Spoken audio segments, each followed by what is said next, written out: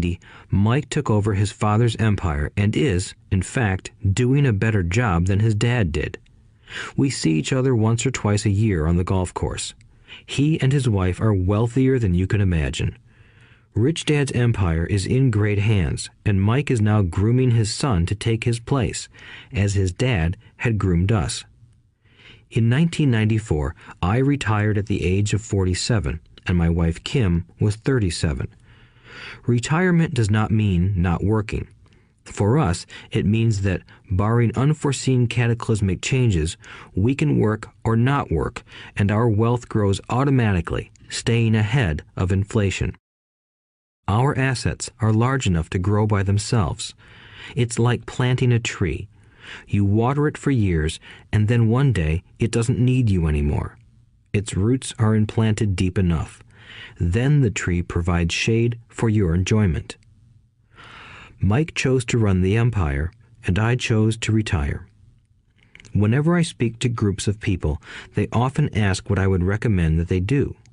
How do I get started? Is there a book you would recommend? What should I do to prepare my children? What is your secret to success? How do I make millions? Whenever I hear one of these questions, I'm reminded of the following story. The Richest Businessmen.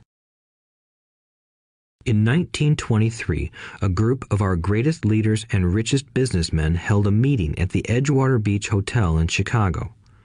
Among them were Charles Schwab, head of the largest independent steel company; Samuel Insull, president of the world's largest utility; Howard Hobson, head of the largest gas company; Ivar Kruger, president of International Match Company, one of the world's largest companies at that time; Leon Fraser, president of the Bank of International Settlements; Richard Whitney, president of the New York Stock Exchange; Arthur Cotton and Jesse Livermore, two of the biggest stock speculators; and Albert Fall, a member of President Harding's cabinet.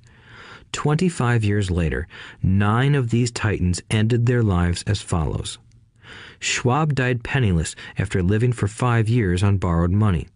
Insull died broke in a foreign land, and Kruger and Cotton also died broke. Hobson went insane. Whitney and Albert Fall were released from prison, and Fraser and Livermore committed suicide. I doubt if anyone can say what really happened to these men. If you look at the date, 1923, it was just before the 1929 market crash and the Great Depression, which I suspect had a great impact on these men and their lives. The point is this. Today, we live in times of greater and faster change than these men did. I suspect there will be many booms and busts in the coming years that will parallel the ups and downs these men faced. I am concerned that too many people are too focused on money and not on their greatest wealth, their education. If people are prepared to be flexible, keep an open mind, and learn, they will grow richer and richer despite tough changes. If they think money will solve problems, they will have a rough ride. Intelligence solves problems and produces money. Money without financial intelligence is money soon gone. Most people fail to realize that in life, it's not how much money you make, it's how much money you keep. We've all heard stories of lottery winners who are poor, then suddenly rich, and then poor again. They win millions, yet are soon back where they started.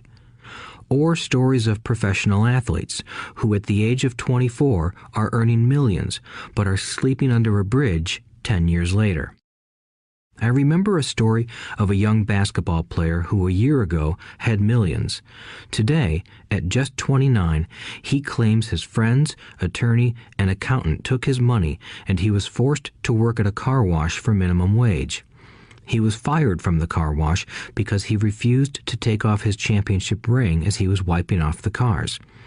His story made national news, and he is appealing his termination, claiming hardship and discrimination. He claims that the ring is all he has left, and if it was stripped away, he'll crumble. I know so many people who became instant millionaires, and while I am glad some people have become richer and richer, I caution them that in the long run, it's not how much money you make, it's how much you keep and how many generations you keep it. So when people ask, "Where do I get started?" or "Tell me how to get rich quick," they often are